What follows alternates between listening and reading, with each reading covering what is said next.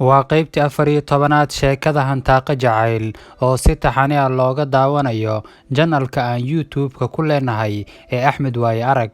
Waxay qaybta hore sheekada inoo maraysay Cawaale oo u soo safraya wadankii hooyo si uu u xalliyo madmadowga soo dhex galay isaga iyo Cawo. Sheekadii oo inoo sii socotana ka bogasho wacan. Dumarka oo sidoodaba ay raggu ku tilmaamaan inay dulqaad yar yihiin kuna degdegaan go'aan qaadashada ayaa Cawo waxa ay nafteeda ku qancisay inay gebi ahaanba iska ilowdo jacaylka ay u hayso Cawaale, waxaanay guudka u feeratay sidii ay gayaankeed uga calaf raadsan lahayd. Soomaalidu waxay ku mahmaahdaa guur waa calafe.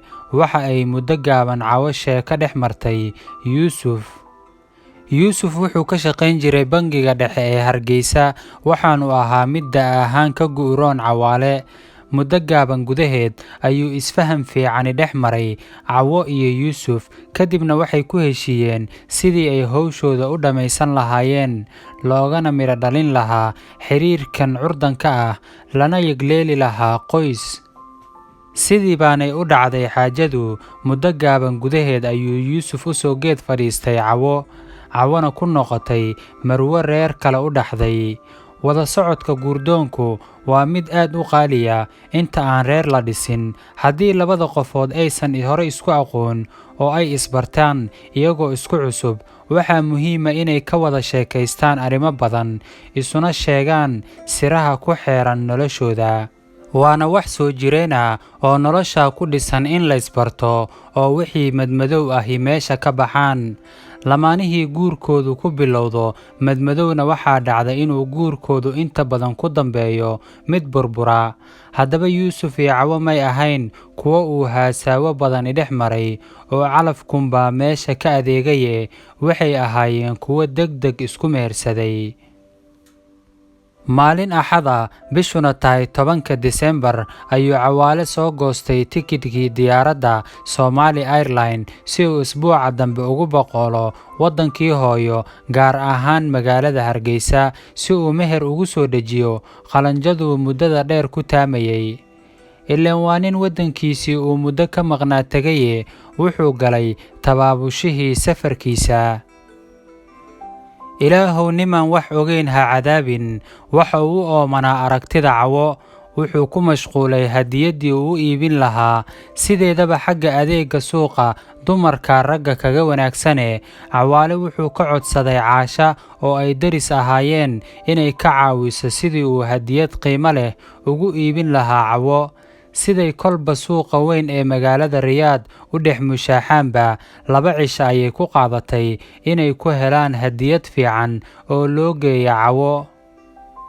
Geelle oo ay Cawaale guriga wada degan yihiin, in badanna ay macaariif ahaayeen, kaftan wadaag badanna ka dhexeeyay, kana warqabay inuu xiriir Cawaale iyo Cawo ka dhexeeyo, ayaa Cawaale u sheegay inuu biri u safri doono wadankii, balse uu u soo guursado gabadhuu inta badan jeclaa ee Cawo.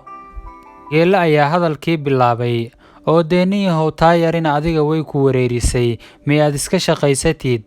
Cawaale ayaa yidhi, war maaha walaal sidaa, Cawo aniga waa noloshaydii dhammayd.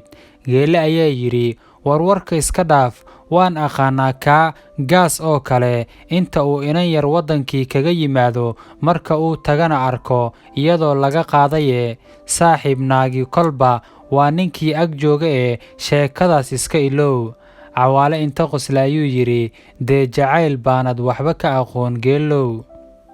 Waxay ahaayeen rag saaxiibo kaftan wadaagna leh. Xaggii baa cabbaar la sheekaystay. Soomaalidu waxay tiraahdaa dardaaran cawaysnimo ka lahaad arooryuu leeyahaye.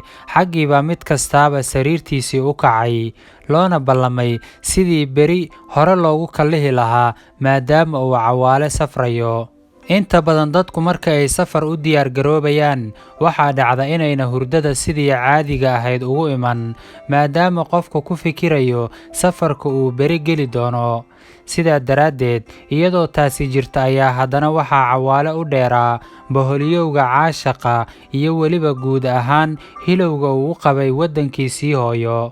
waxaanu habeenkaas Cawaale ku dhammaystay isrogrog iyo soo jeed isagoo raagsanayay inta uu waagu ka baryayay. Waagu markuu baryay ayaa Cawaale iyo Geelle waxay u soo dhaqaajiyeen dhanka iyo gegada diyaaradaha ee magaalada Jidda.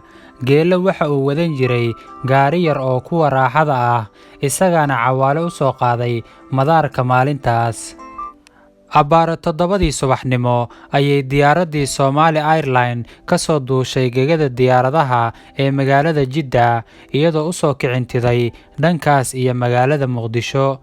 Muddadii ay diyaaraddu soo socotay oo ahayd 3 saacadood, Cawaale waxay la ahayd wax aad u badan. Waxaanu raagsaday goorta ay diyaaraddu soo caga dhigan doonto. Waxa ay diyaaraddii soo caga dhigatay madaarka Muqdisho. Waxaa xaggaas Cawaale ku sii sugayay nin ay ilmaadeero ahaayeen oo la oran jiray Xasan Dheere, kana shaqayn jiray wasaaradda caafimaadka ee waddanka Soomaaliya. Markii uu Cawaale ka soo degay diyaaraddii, waxa uu isla markiiba isha ku dhuftay Xasan oo diyaaradda afaafkeeda ku sugaya. Salaan diiran oo kalgacal ku dheehan yahay kadib, waxaa loo boqolay dhanka iyo gurigii Xasan oo ku yaalay degmada Hodan ee magaalada Muqdisho. Xasan oo ay ugu dambeysay Cawaale muddo dheer ayaa aad u jeclaysanaya aragga iyo sheekada Cawaale.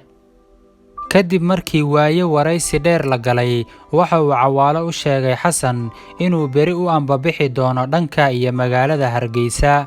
Xasan oo xiiseynaya la joogitaanka Cawaale ayaa ku yiri, walaal shalay baad timide maad iska yara nasatid. Cawaale ayaa ugu jawaabay, waa runtaa walaal Xasanow, waxaan jeclaan lahaa inaan reerkii indhaha ka soo qaado, markaan soo noqdo ayaan ku soo mari doonaa. 12 Maarso ayuu Cawaale ka soo duulay magaalada Muqdisho isagoo u sii jeeda dhanka iyo magaalada Hargeysa.